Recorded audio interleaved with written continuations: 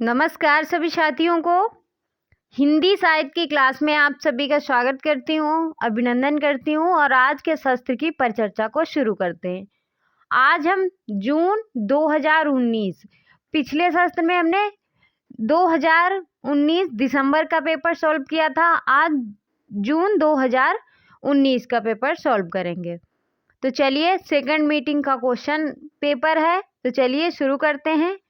PYQ series की जो हमारी शस्त्र चल रहा था उसी को कंटिन्यू करते हैं।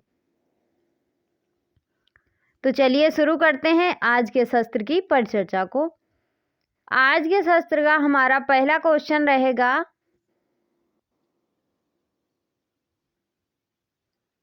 पहला क्वेश्चन जो है वो है कि निम्नलिखित उपन्यासों का प्रकाशन काल की दृष्टि से सही अनुक्रम क्या है? मानस का हंस, टेराकोटा, भूले बिसरे चित्र, गर्म राख, भूले बिसरे चित्र, गर्म राख, मानस का हंस, टेराकोटा, गर्म राख, भूले बिसरे चित्र, टेराकोटा, मानस का हंस, टेराकोटा, गर्म राख, मानस का हंस, भूले बिसरे चित्र। तो इसका जो है सही अनुक्रम हमसे पूछा गया है। तो हमारे क्वेश्चन का सही आंसर जो होगा वो क्या हो जाएगा हमारा? सी, गर्म राख, फिर भूले बिसरे चित्र, फिर टेराकोटा, फिर मानस का हंस। गर्म राख जो है इसका समय क्या है? 1957। फिर भूले बिसरे चित्र, इसका समय है 1959। फिर है टेराकोटा, टेराकोटा का जो समय है 1971 और मानस का हंस 1972। तो इसका राइट आंसर क्या हो गया? सी। अगले क्वेश्चन पे चलते हैं। ये रही इस क्वेश्चन की व्याख्या। इस क्वेश्चन की व्याख्या में गर्म राख किसकी रचना है? उपेंद्र नाथ आस की।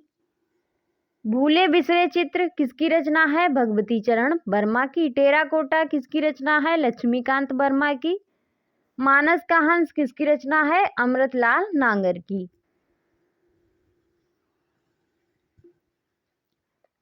अगले क्वेश्चन पे चलते हैं। क्या है हमारा अगला क्वेश्चन? क्वेश्चन नंबर 2 है। क्या पूछा है क्वेश्चन नंबर 2 में?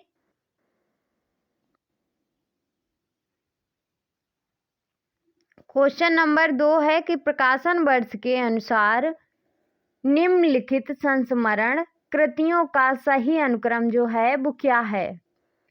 तो इसका राइट आंसर जो है वो क्या हो जाएगा? पहला जो हमारा संस्मरण आएगा वो आएगा स्मृतिकरण, हम हसमत, लीक अलीक, बन तुलसी की गंध।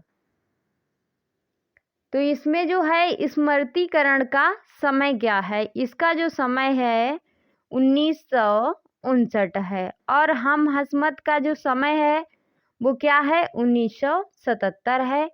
लीक अलीक का जो समय है वो क्या है? 1980 है। और बन तुलसी की गंध इसका समय है 1984। तो इसका राइट आंसर हो जाएगा डी। अगले क्वेश्चन पे चलते हैं और इस क्वेश्चन की व्याख्या देख लेते हैं। ये सभी संस्मरण हैं, ये विधा भी याद रखना क्योंकि एग्जाम में पूछी जाती है। स्मृतिकरण किसका है? किसका संस्मरण है? सेठ गोविंद दास का है। हम हसमत किसका है? कृष्णा शोभती का है। लीक अलीक किसका है? भारत भूषण अग्रवाल का। बन तुलसी की गंध किसका है? फणीश्वर नाथ रेणु का है। अगले क्वेश्चन पे चलते हैं। क्वेश्चन नंबर जो है हमारा 3। क्या पूछा है क्वेश्चन नंबर 3 में? कि निम्नलिखित संस्थाओं को उनके प्रवर्तकों के साथ सुमेलित कीजिए। सूची 1, सूची 2 संस्थाएं हैं और प्रवर्तक हैं। तो ब्रह्म समाज के जो प्रवर्तक हैं वो कौन है? ब्रह्म समाज के जो प्रवर्तक हैं वो हैं राजा राम मोहन राय। और प्रार्थना समाज के जो प्रवर्तक हैं वो कौन है? प्रार्थना समाज के हैं महागोविंद रणाने। उसके बाद है थियोसॉफिकल सोसाइटी, इसके जो संस्थापक हैं प्रवर्तक हैं वो हैं एनी बेस्ट, सत्यशोधक महात्मा फूले। तो ए का चौथा और बी का तीसरा देखते हैं ऑप्शन किस ऑप्शन में है हमारा? ए का चौथा, बी का तीसरा। तो ये है हमारा ए ऑप्शन में। तो इसका राइट आंसर क्या हो जाएगा? ए। अगले क्वेश्चन पे चलते हैं। अगला क्वेश्चन क्या है और इस क्वेश्चन की व्याख्या देख लेते हैं। जिसमें इसमें है संस्थाएं जो हैं जैसे ब्रह्म समाज, जिसके प्रवर्तक भी याद रखना जरूरी है और स्थापना वर्ष भी, क्योंकि मिलान के लिए ही क्वेश्चन आ जाता है। तो ब्रह्म समाज की स्थापना 1928 में हुई थी। किसने प्रवर्तक? राजा राम मोहन राय। प्रार्थना समाज 1867 का है, महागोविंद नारायण राणा ने। और थियोसॉफिकल सोसाइटी 1875 ईस्वी की स्थापना वर्ष है, एनी बेसेंट द्वारा। सत्य शोधक जो है 1873 है, महात्मा ज्योतिबा फूले द्वारा। आर्य समाज जो है 1875 है, दयानंद सरस्वती के द्वारा। अगला क्वेश्चन है, क्वेश्चन नंबर 4 है। क्या पूछा है 4 नंबर क्वेश्चन में कि निम्नलिखित में से किस कवि का संबंध नवगीत विधा से नहीं है? कुमार रविंद्र, गिरधर राठी, वीरेंद्र मिश्र, महेश तिवारी, महेश्वर तिवारी। तो इसका राइट आंसर क्या हो जाएगा? नवगीत विधा से नहीं है। नवगीत विधा से किसका संबंध नहीं है?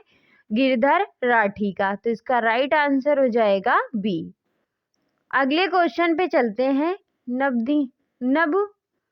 नवगीत विधा के प्रमुख कवि कौन कौन से हैं देख लेते हैं एक बार। वीरेंद्र मिश्र, कुमार रविंद्र, महेश्वर तिवारी, डॉक्टर शंभुनाथ सिंह, उमाकांत मालवीय, रविंद्र भ्रमर, श्री कृष्ण तिवारी, रामनाथ अवस्थी। वीरेंद्र मिश्र की कुछ रचनाएं हैं देख लेते हैं, जैसे गीतम, लेखनी बेला, अभिराम चल मधुमंती। महेश्वर तिवारी की रचना है हर श्रृंगार, कोई तो हो, और शंभुनाथ सिंह का है जहां दर्द नीला है। अगला क्वेश्चन है हमारा, क्या है अगला क्वेश्चन? क्वेश्चन नंबर 5 है। क्या पूछा है क्वेश्चन नंबर 5 में कि माई न होती, बाप न होते, कर्म न होता काया, हम नहीं होते, तुम नहीं होते, कौन कहाँ ते आया। चंद न होता, सूर्य न होता, पानी पवन मिलाया, शस्त्र न होता, वेद न होता, कर्म कहाँ ते आया। उपयुक्त काव्य पंक्तियां किस कवि की हैं? कबीर की हैं, नामदेव की हैं, रैदास की हैं, मलूकदास की हैं। तो इसका राइट आंसर जो है वो हो जाएगा हमारा नामदेव की हैं। किसकी हैं? नामदेव की। तो इसका राइट आंसर हो जाएगा बी। अगले क्वेश्चन पे चलते हैं।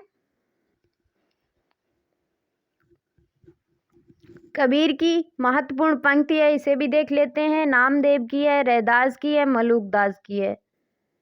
जैसे कबीर की पंक्ति है, माधो मैं कैसा अपराधी, तेरी भगति होती नहीं सादी। नामदेव की है, मन मेरी सुई तन मेरा धागा, खेचर जी के चरण पर नापा सीपी लांगा।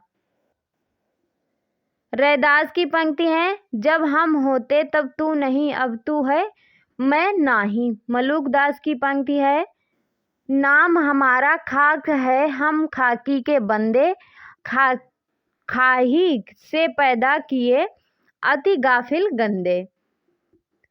अगले क्वेश्चन पे चलते हैं। क्वेश्चन नंबर जो है हमारा 6 है। 6 नंबर क्वेश्चन है। क्या पूछा है? जीवन मोहि चाहि को नीको, दरस परस दिन रति करित है, कहान पियारे पी को। उपयुक्त पंक्तियों में आचार्य रामचंद्र शुक्ल ने किस भाव की अभिव्यक्ति मानी है?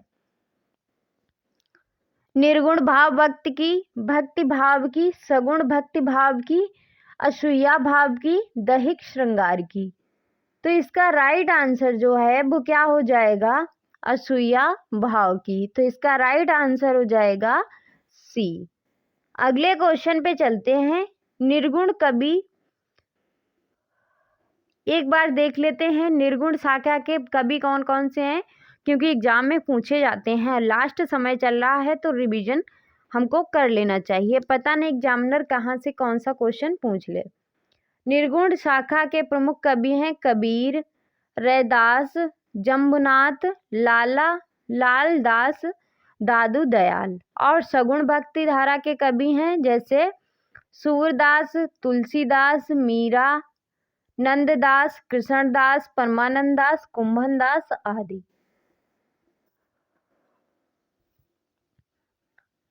निर्गुण काव्य की विशेषताएं हैं। क्या है निर्गुण काव्य की विशेषताएं? निर्गुणोपासना, रहस्यवाद का उत्कृष्ट वर्णन, बहुदेववाद का विरोध, सामाजिक अन्याय और आडंबर का विरोध, लोक कल्याण की भावना और जाति का विरोध, नारी के कामिनी रूप की निंदा, सदुकड़ी भाषा का प्रयोग। अगले क्वेश्चन पे चलते हैं। क्वेश्चन नंबर 7 है। क्या पूछा है क्वेश्चन नंबर 7 में?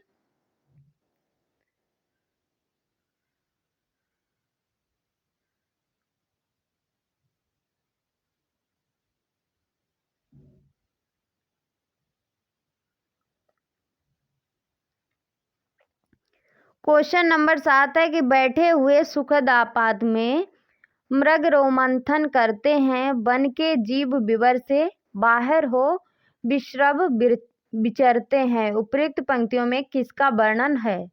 साकेत में चित्रकूट का, असाध्य वीणा में बनवंतर का, रसी में परशुराम आश्रम का, कामायनी में शाश्वत प्रदेश का। तो इसका राइट आंसर जो है वो हो जाएगा रश्मि में परशुराम आश्रम का। तो इसका राइट आंसर हो जाएगा सी। अगले क्वेश्चन पे चलते हैं। क्या है हमारा अगला क्वेश्चन? इस क्वेश्चन की व्याख्या भी देख लेते हैं।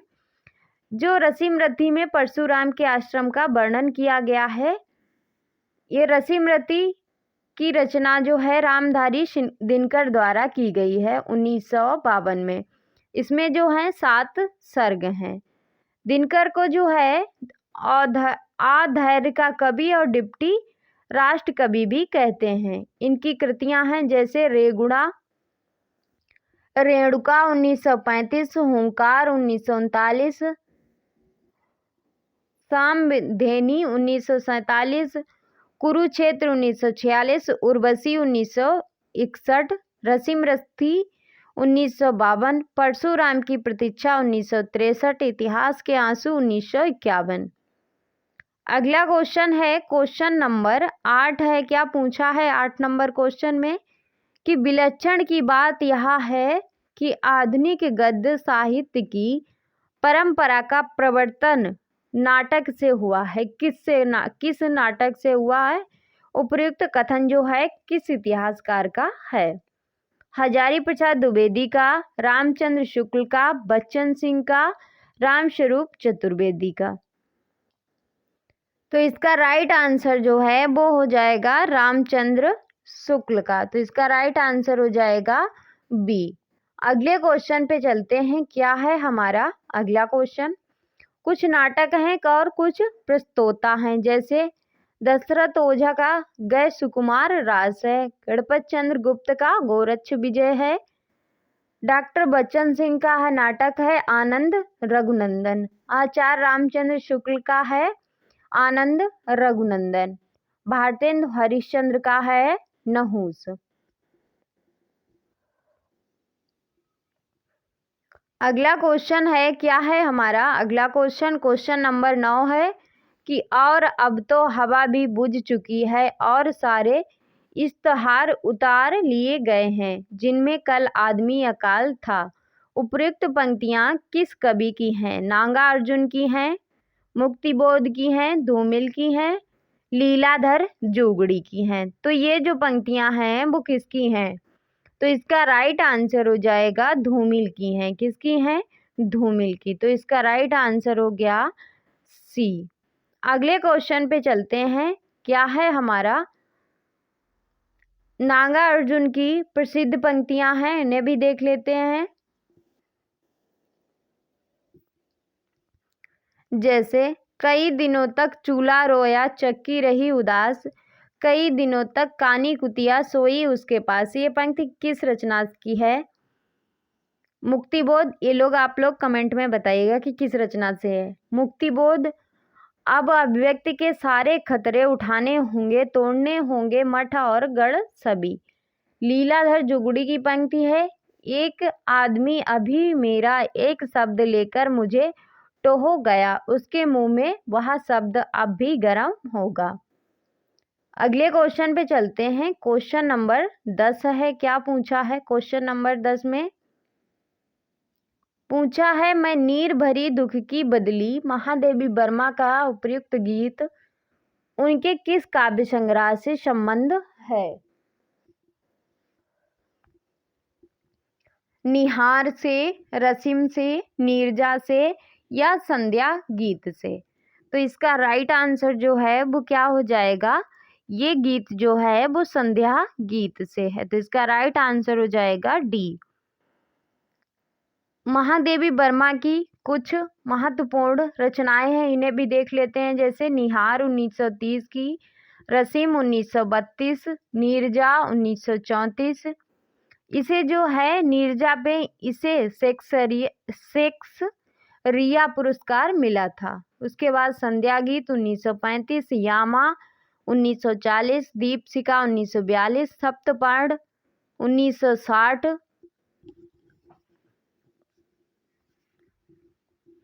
संधिनी 1965, नीलांबरा 1983, आत्मिका 1983, दीप गीत 1983,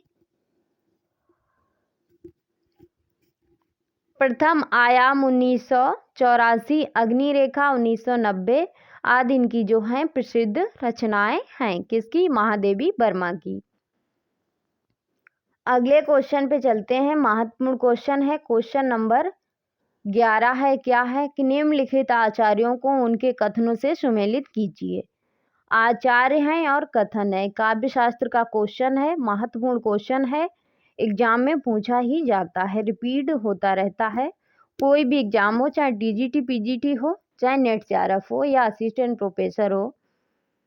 तो दंडी का कौन सा कथन है? दंडी का जो कथन है वो है कि शरीरम तत्व त्वादिष्टार्थ विच्छा पदा बलि। तो इसका राइट हो जाएगा बी। भामा का जो है वो कौन सा है? शब्दार्थो सहितो काव्यम गद्यम पदम चा दिज्या। तो इसका हो जाएगा 4। वामन का है कि काव्य शोभाय कर्तारो धर्मा गुणा। तो इसका हो जाएगा पहला। क्षेमेंद्र का है औनचित्य धते न्याते रस भंग्यस्य कर्णम। इसका राइट आंसर क्या होगा? पहले का दूसरा, दूसरे का चौथा। किस ऑप्शन में मिल रहा है? तो ये मिल रहा है हमारा डी ऑप्शन में। तो इसका राइट आंसर हो जाएगा हमारा डी। अगले क्वेश्चन पे चलते हैं। ये रही इस क्वेश्चन की व्याख्या। जैसे दंडी के है जो महत्वपूर्ण रचना कौन सी है? काव्यादर्श। भामा की रचना है काव्य अलंकार सूत्र।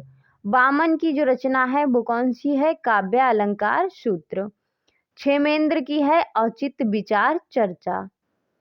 अगले क्वेश्चन पे चलते हैं। क्या है अगला क्वेश्चन? क्वेश्चन है 12 नंबर क्वेश्चन है कि जुंग के अनुसार पिता पर अधिकार पाने के लिए लड़की को अपनी मां से प्रतिस्पर्धा को किस ग्रंथ के रूप में जाना जाता है? पर पीड़तन रति ग्रंथ, इलेक्ट्रा ग्रंथ, आत्मपीड़न रति ग्रंथ, इंडिपस ग्रंथ। तो इसका राइट आंसर जो है वो क्या हो जाएगा?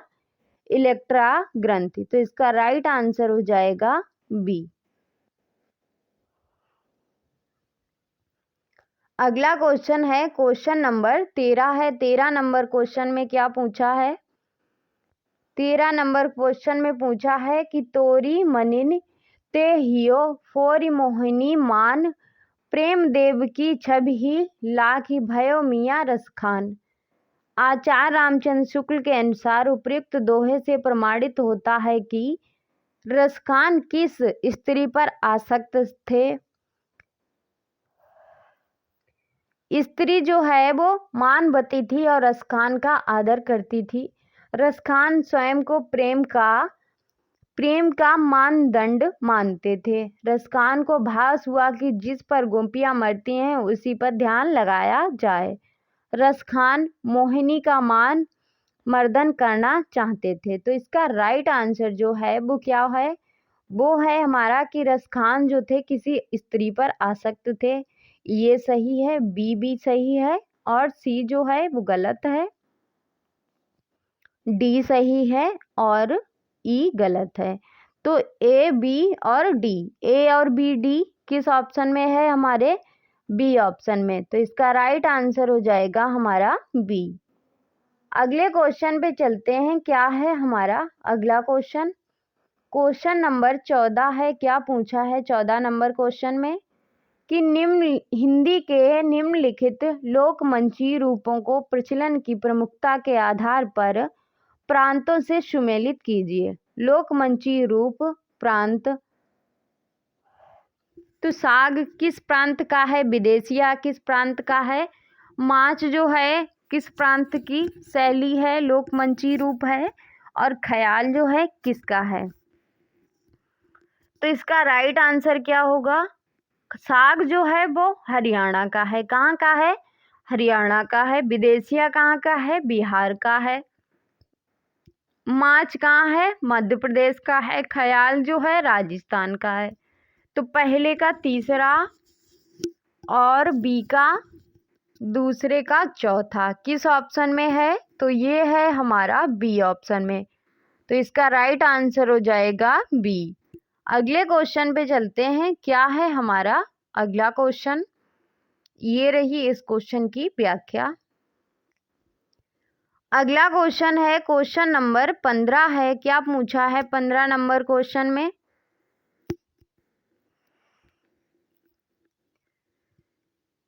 कि ये हिंदी के प्रधान आचार्यों में माने जाते हैं और इनका भाषा भूषण अलंकार ग्रंथ एक बहुत ही प्रचलित पाठ्य ग्रंथ रहा है।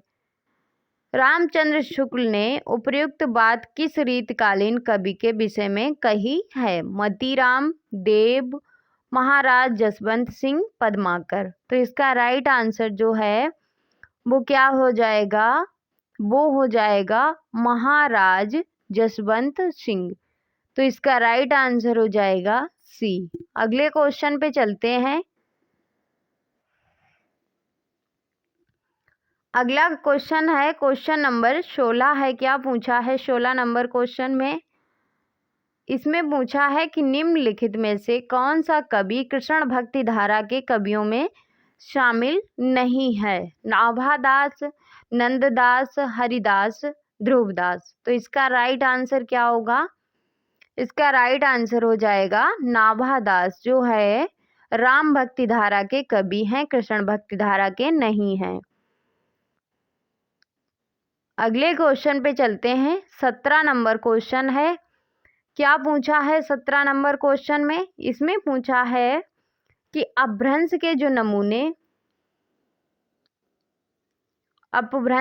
नमूने हमें पद्यों में मिलते हैं वे उस काव्य भाषा के हैं जो पुरानेपन के कारण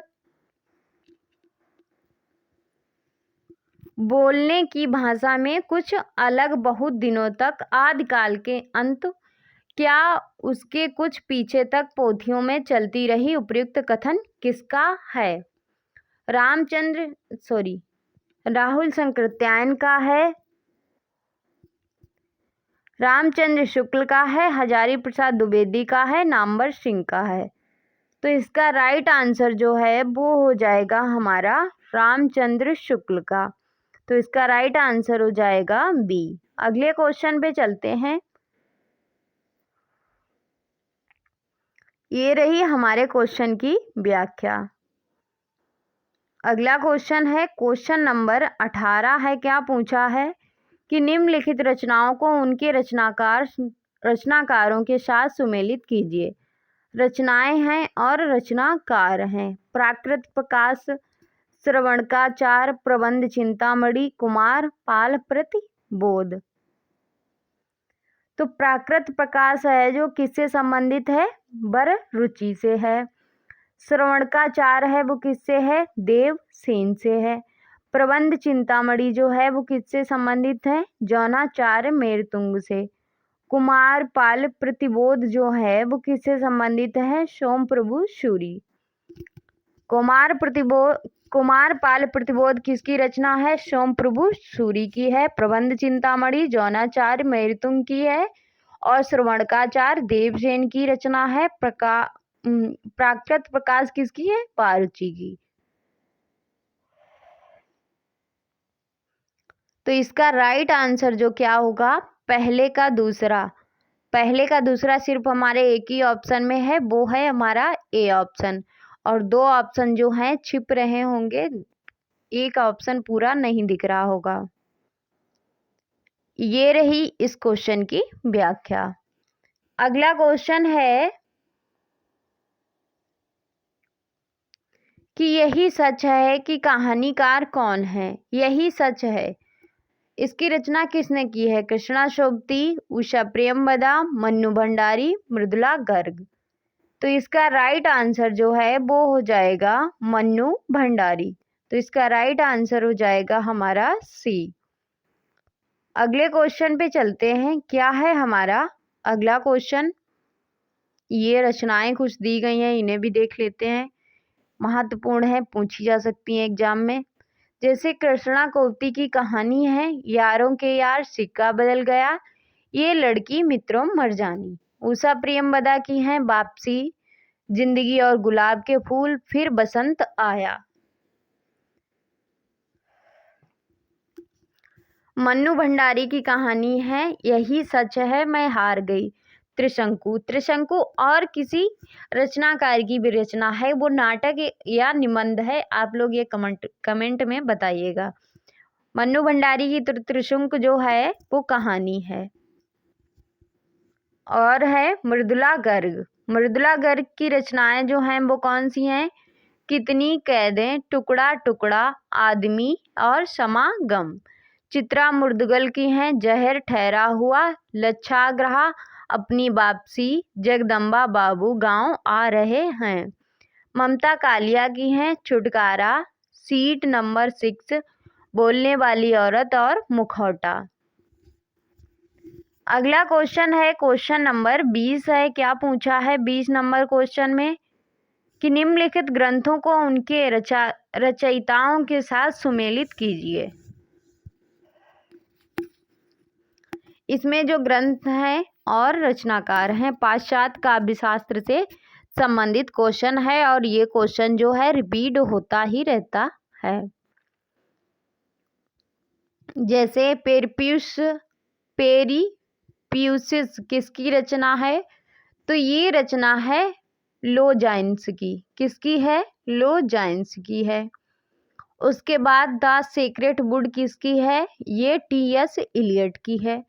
पोएटिक्स जो रचना है वो अरस्तु की है, और बायोग्राफिया लिटरेरिया जो है कॉलरिज की रचना है। तो पहले का फोर जो है हमारा किस ऑप्शन में है?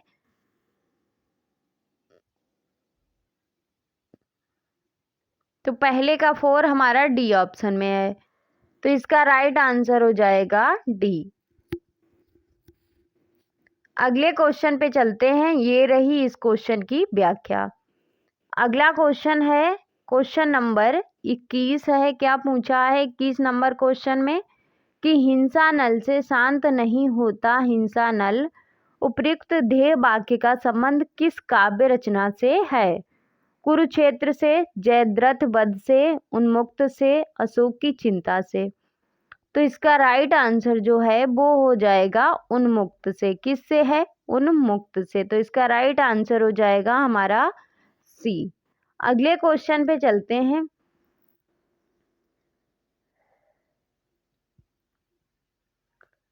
अगला क्वेश्चन है 22 नंबर क्वेश्चन है। क्या पूछा है 22 नंबर में? कि काव्य भाषा के संदर्भ में निम्नलिखित में से कौन सी मान्यता बर्थवर्ड्स की नहीं है? काव्य में ग्रामीणों की दैनिक बोलचाल की भाषा प्रयुक्त हो, भाषा में मिथक और बिंबों का प्रयोग होना चाहिए, भाषा में कृत्रिमता और आडंबर बाद के कवियों की देन है। गद्य और काव्य की भाषा में कोई तात्विक भेद नहीं है। तो इसका राइट आंसर जो है वो क्या हो जाएगी कि भाषा में मिथक और बिंबों का प्रयोग होना चाहिए। तो इसका राइट आंसर हो जाएगा बी। अगले क्वेश्चन पे चलते हैं। क्या है हमारा अगला क्वेश्चन। क्वेश्चन नंबर 23 है। क्या पूछा है, कहानी इतवृत्त ही तो है, यानी उसमें स्थिति से स्त्यंतर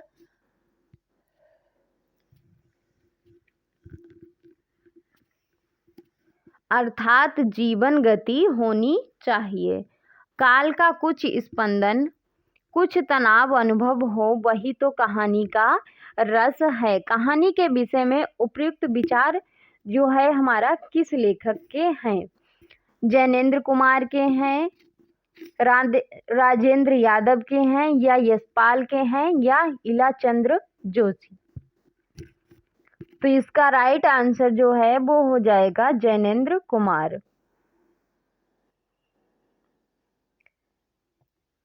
जैनेन्द्र कुमार की कुछ रचनाएं हैं जैसे फांसी, वातायन, दो चिड़िया, पाजेब। राजेंद्र यादव की रचनाएं हैं देवताओं की मूर्तियां, खेल खिलौने, जहां लक्ष्मी कैद है, अभिमन्यु की आत्महत्या, छोटे छोटे ताजमहल। यशपाल की रचना है पिंजरे की उड़ान, ज्ञानदान, अभिशप्त, तर्क का तूफान, वो दुनिया, फूलों का कुर्ता। उसके बाद इलाचंद्र जोशी की है धूप रेखा, दिवाली और होली, आहूत और खंडहर की आत्माएं। अगला क्वेश्चन है कि महावीर प्रसाद द्विवेदी की निम्नलिखित रचनाओं में से आलोचना विधा की रचनाएं कौन सी हैं? आलोचना विधा की जो रचनाएं हैं वो कौन सी हैं? तो इसका राइट आंसर जो हो जाएगा वो हो जाएगा कालिदास की निरंकुशता और कालिदास और उनकी कविता। तो इसका राइट आंसर हो जाएगा डी। अगले क्वेश्चन पे चलते हैं। क्या है हमारा अगला क्वेश्चन? क्वेश्चन नंबर 25 है। क्या है 25 नंबर क्वेश्चन? 25 नंबर में पूछा है कि अभिनव गुप्त के अनुसार जो कथन है वो कौन से सही हैं? मानव मन में वासना रूप में स्थित स्थायी भाव का साधारणीकरण होता है। साधारणीकरण के लिए भोज कत्व व्यापार अनिवार्य है। साधारणीकरण की अवस्था में प्रेक्षक स्वपर के बंधन से छूट जाता है। साधारणीकरण की अवस्था में प्रेक्षक को लौकिक संबंधों का बोध होता है। तो इसका राइट आंसर जो है वो क्या होगा? पहला और तीसरा। तो इसका राइट आंसर होगा ए और सी। ए और सी हमारा किस ऑप्शन में है? सी ऑप्शन में। तो इसका राइट आंसर हो जाएगा सी। अगले क्वेश्चन पे चलते हैं। क्या है हमारा अगला क्वेश्चन? क्वेश्चन नंबर 26 है कि निम्नलिखित रचनाओं को उनके प्रकाशन काल से सुमेलित कीजिए। रचनाएं हैं और प्रकाशन वर्ष हैं। तो जो है मोहन राकेश की डायरी, इसका समय जो है वो क्या है? इसका समय है 1985। डायरी के कुछ पन्ने 1940 की रचना है। मेरी कॉलेज डायरी जो है 1958 की है। मेरी कॉलेज डायरी जो है 1954 की रचना है। बस इसमें 54 दिया नहीं गया, इसलिए 1958 ही लगा सकते हैं। एक कार्यकर्ता की डायरी जो है वो है 1972। तो पहले का चौथा हमारा किस ऑप्शन में है? पहले का चौथा और बी का पांचवा। तो ये की ऑप्शन में है वो है हमारा सी ऑप्शन। तो इसका राइट आंसर हो जाएगा सी। ये रही इस क्वेश्चन की व्याख्या।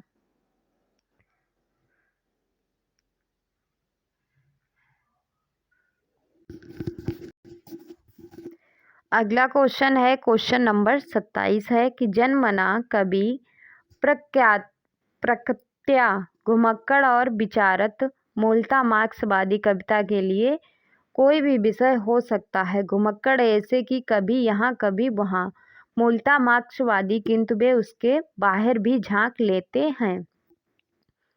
बच्चन सिंह का उपयुक्त कथन किस कवि के विषय में है? मुक्तिबोध, केदारनाथ अग्रवाल, त्रिलोचन, नागा अर्जुन। तो इसका राइट आंसर जो है वो हो जाएगा नागा अर्जुन। तो इसका राइट आंसर हो जाएगा हमारा डी। अगले क्वेश्चन पे चलते हैं। क्वेश्चन नंबर 28 है। क्या पूछा है 28 नंबर क्वेश्चन में? क्या स्त्री होना कोई पाप है? उपयुक्त संवाद किस कहानी से संबंध है? दुलाई बाली से, आकाशदीप से, लालपान की बेगम से, परिंदे से। तो इसका राइट आंसर जो है वो हो जाएगा हमारा आकाशदीप से। तो इस क्वेश्चन का सही आंसर हो जाएगा बी। आज आवाज़ जो है मेरी स्लो आ रही होगी क्योंकि मेरा गला जो है वो खराब है।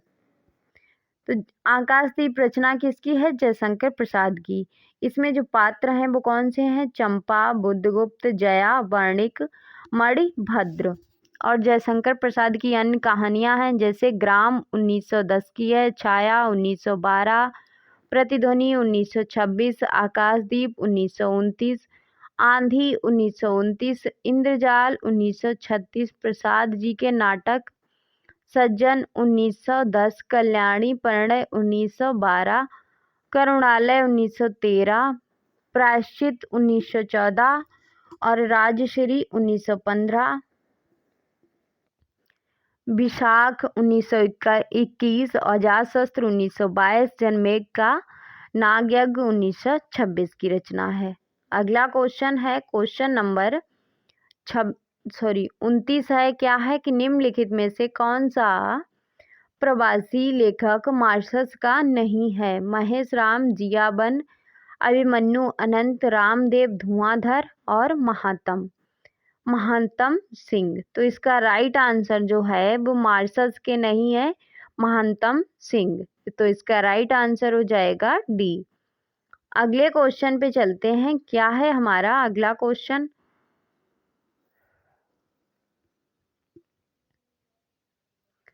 इनके प्रमुख उपन्यास हैं, किसके हैं? अभिमन्यु अनंत को मार्शस का प्रेमचंद्र कहा जाता है। तो अभिमन्यु के जो हैं उपन्यास हैं नदी बहती रही 1970, आंदोलन 1971, एक बीघा प्यार। ये एक बीघा प्यार जो है 1972 का रचना है। और जग गया सूरज 1973 का है। तपती दोपहरी 1977, लाल पसीना 1977, कुहासे का दायरा 1978, लपटों की बेटी तो ये है 1995। अगला क्वेश्चन है 30 नंबर की निम्नलिखित में से कौन सी रचना अग्रदास की नहीं है? ध्यान मंजरी, कुंडलिया, राम ध्यान मंजरी, रूप मंजरी। तो इसका सही आंसर है वो हो जाएगा रूप मंजरी। रूप मंजरी जो है रचना किसकी है? ये जो है नंददास की रचना है। किसकी है? नंददास की। अगले क्वेश्चन पे चलते हैं। क्वेश्चन नंबर 31 है। क्या है 31 नंबर क्वेश्चन? कि रस की प्रस्तुति के लिए तद्रुपता अनुसंधान शब्द का प्रयोग किस आचार्य ने किया है? अभिनव गुप्त ने, शंकुक ने, भट्टलोलट ने, भट्टनायक ने। तो इसका राइट आंसर जो है वो हो जाएगा भट्टलोलट ने। तो इसका राइट आंसर हो जाएगा हमारा सी।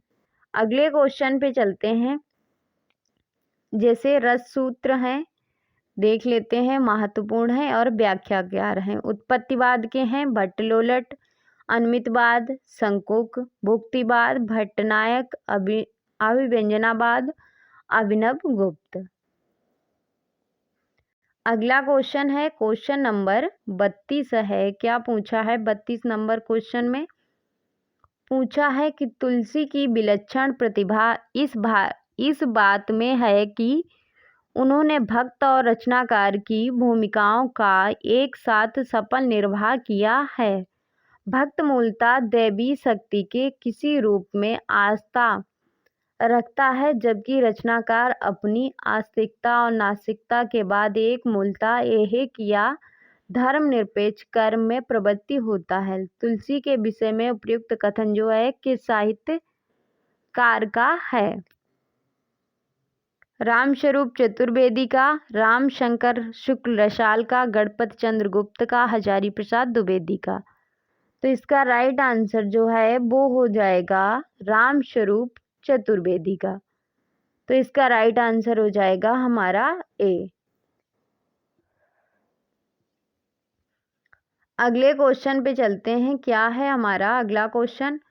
क्वेश्चन नंबर 33 है। क्या है 33 नंबर क्वेश्चन?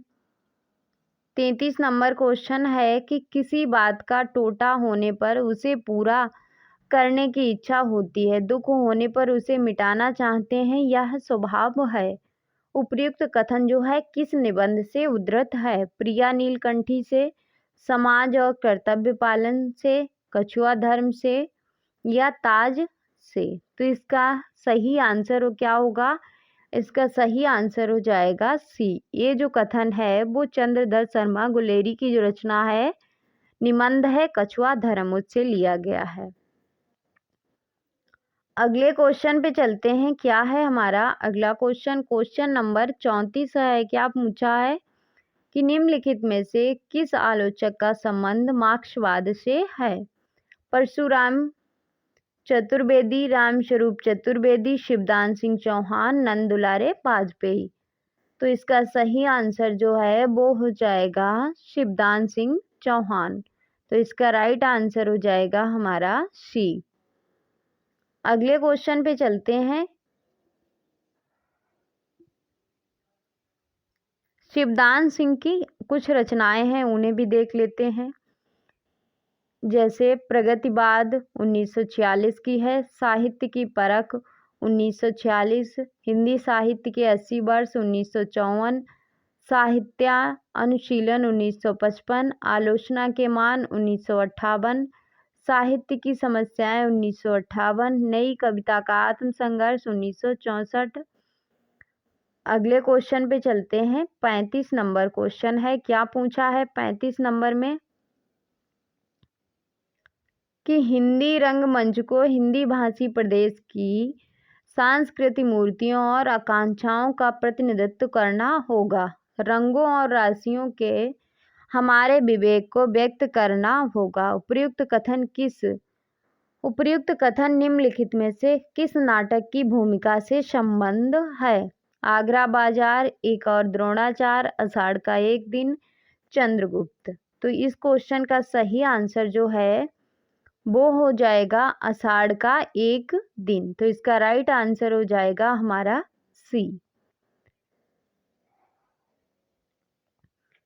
अगला क्वेश्चन है कि 36 नंबर है। तौलिया मूलतः किस भाषा का शब्द है? उर्दू, हिंदी, पुर्तगाली, तुर्की। तो ये है पुर्तगाली। क्या है? पुर्तगाली। तो इसका राइट आंसर हो जाएगा सी। अगले क्वेश्चन पे चलते हैं। क्या है हमारा अगला क्वेश्चन? क्वेश्चन नंबर 37 है। क्या पूछा है 37 नंबर क्वेश्चन में कि निम्नलिखित में से कौन कौन सी रचनाएं भारतीय प्रशासन व्यवस्था पर सटीक व्यंग करती हैं? भोलानाथ का जीव, सिक्का बदल गया, जामुन का पेड़, पिता। तो इसका राइट आंसर जो है वो क्या हो जाएगा? भारतीय प्रशासन पर जो व्यवस्था पर सटीक व्यंग करती हैं वो है भोलानाथ का जीव और जामुन का पेड़। तो ए और सी हमारा किस ऑप्शन में है? ए ऑप्शन में। भोलानाथ का जीव किसकी रचना है? हरिशंकर परसाई की। और जामुन का पेड़ कृष्ण चंद्र की रचना है। हरिशंकर परसाई के व्यंग्यात्मक निबंध अन्य हैं, उन्हें भी देख लेते हैं।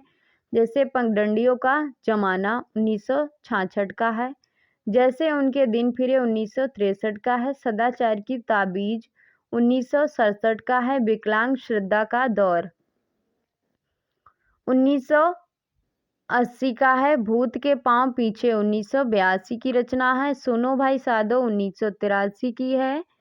तुलसीदास चंदन घिसें 1986 की रचना है।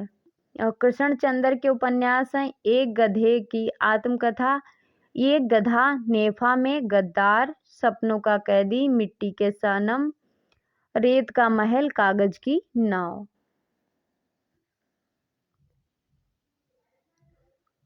अगला क्वेश्चन है 38 नंबर की निम्नलिखित में से कौन सी बोली राजस्थानी की नहीं है? मेवाती, मडियाली, मारवाड़ी और मेवाड़ी। तो इसका सही आंसर है वो क्या हो जाएगा? मडियाली। तो इसका राइट आंसर हो जाएगा बी, जो राजस्थान की बोली नहीं है। राजस्थानी की बोली के अंतर्गत कौन कौन सी आती हैं? मेवाती, मालवी, जयपुरी और मारवाड़ी। पश्चिमी हिंदी के अंतर्गत आती हैं कोरबी, खड़ी बोली जिसे कहते हैं, और ब्रजभाषा, हरियाणवी और बांगरू। बांगरू जो है हरियाणवी बोली का एक नाम है। उसके बाद है बुंदेली और कन्नौजी। अगला क्वेश्चन है 39 नंबर की आनंदवर्धन किस ध्वनि की आत्मा मानते हैं? वस्तु ध्वनि, अलंकार ध्वनि, रस ध्वनि, गुणचत्य ध्वनि। तो इसका राइट आंसर है वो हो जाएगा रस ध्वनि। क्या हो जाएगा? रस ध्वनि। तो इसका राइट आंसर हो जाएगा सी। अगले क्वेश्चन पे चलते हैं। ये रही इस क्वेश्चन की व्याख्या।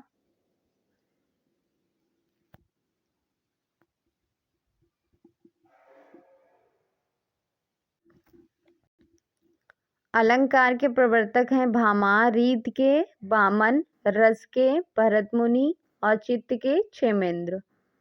अगले क्वेश्चन पे चलते हैं। क्वेश्चन नंबर 40 है। क्या पूछा है 40 नंबर क्वेश्चन में कि मर्यादा मत तोड़ो, तोड़ी हुई मर्यादा कुचले हुए अजगर सी गुंजिलिका में कौरव वंश को लपेटकर सूखी लकड़ी सा तोड़ डालेगी। अंधा युग का उपयुक्त संवाद किसका है?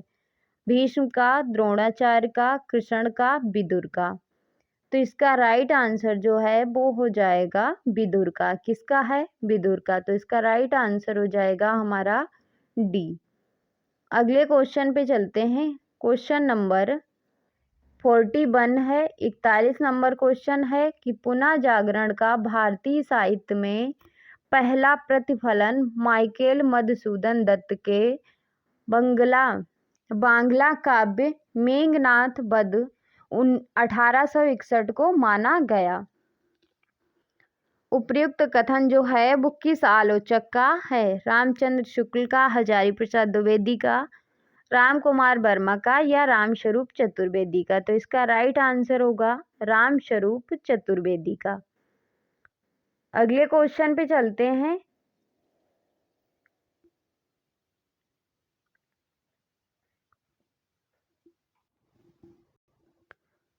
रामस्वरूप चतुर्वेदी की जो रचनाएं हैं हिंदी नवलेखन 1960, भाषा और संवेदन 1964, अज्ञेय और आधुनिक रचना की समस्या 1968, हिंदी साहित्य का अधुनातन प्रवृत्तियां 1969।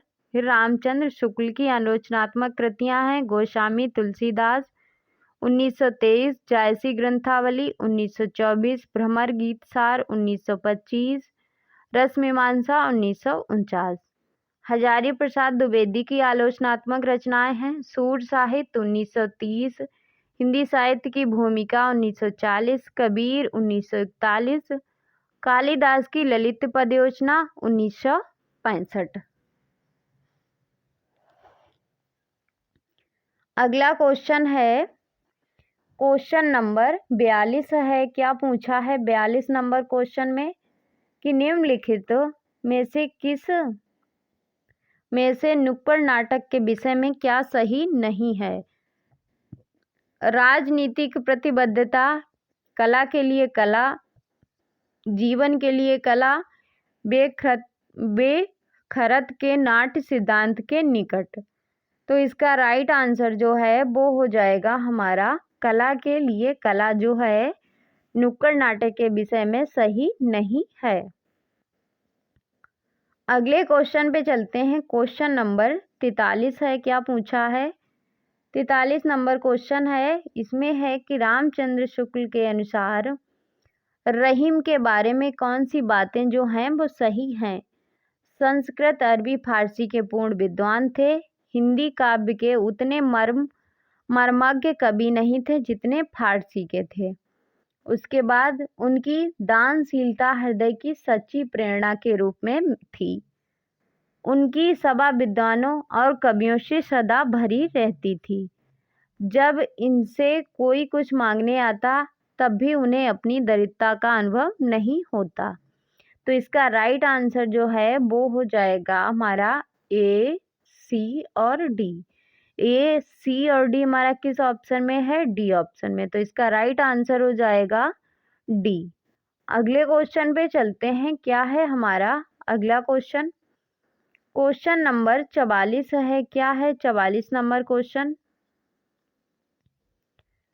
कि सुजान की उपेक्षा से विराग उत्पन्न होने के बाद रीतकालीन कवि घनानंद वृंदावन जाकर किस संप्रदाय के वैष्णव हो गए थे? वल्लभ संप्रदाय के, निम्बार्क संप्रदाय के, सखी संप्रदाय के या राधा वल्लभ संप्रदाय के? तो इसका राइट आंसर जो है वो हो जाएगा निम्बार्क संप्रदाय के। तो इसका सही आंसर हो गया बी। अगला क्वेश्चन है। क्वेश्चन नंबर 45 है। क्या पूछा है? रचनाओं को उनके रचनाकारों के साथ सुमेलित करना है। जैसे काव्य प्रकाश, रसराज, रसविलास, रस सारांश किसकी रचनाएं हैं? तो काव्य प्रकाश जो रचना है वो चिंतामणि की रचना है। रसराज जो है वो रचना है मतीराम की। रसविलास जो है वो है देव की। और रस सारांश जो है वो है भिखारी दास की। तो इसका राइट आंसर क्या होगा? पहले का चौथा और दूसरे का पांचवा। पहले का चौथा और दूसरे का पांचवा किस ऑप्शन में है? सिर्फ एक ऑप्शन में है, वो है हमारा ए ऑप्शन। तो इसका राइट आंसर हो जाएगा ए। ये रही इस क्वेश्चन की व्याख्या। अगला क्वेश्चन है। क्वेश्चन नंबर 46 है। क्या पूछा है 46 नंबर क्वेश्चन में? सखी पिया को जो मैं ना देखूं तो कैसे काटूं अंधेरी रतियां। उपर्युक्त काव्य पंक्तियां किस कवि की हैं? विद्यापति की, नरपति नाल्हा, अमीर खुसरो, भट्ट केदार। तो इसका राइट आंसर जो है वो हो जाएगा अमीर खुसरो। तो इसका राइट आंसर हो जाएगा सी।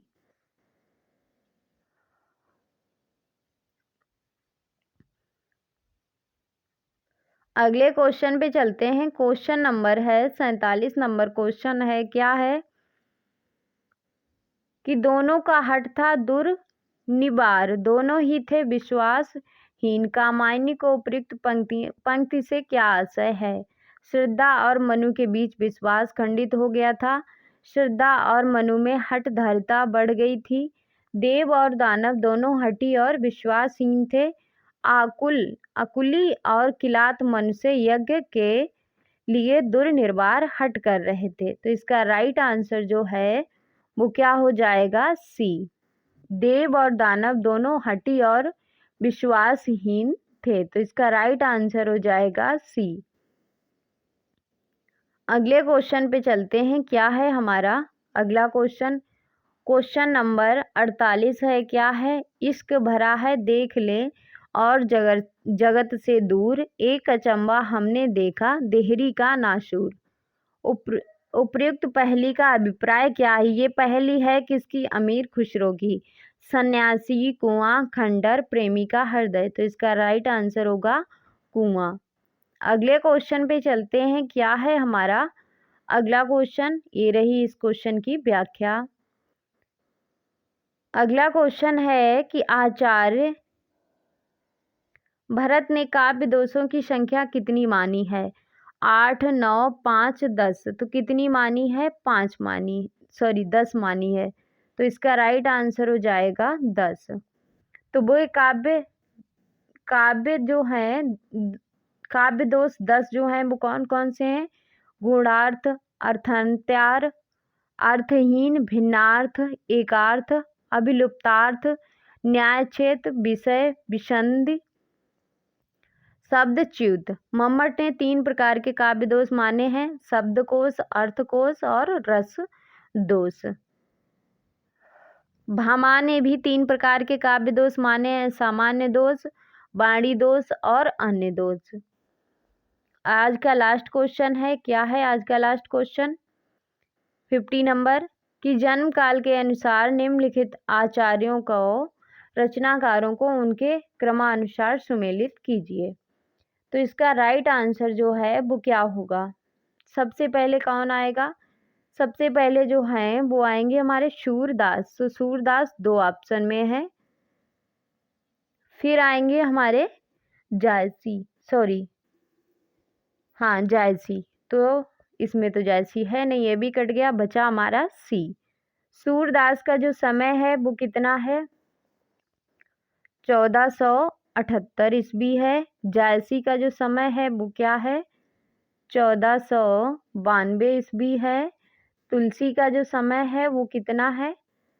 तुलसी का समय है 1532।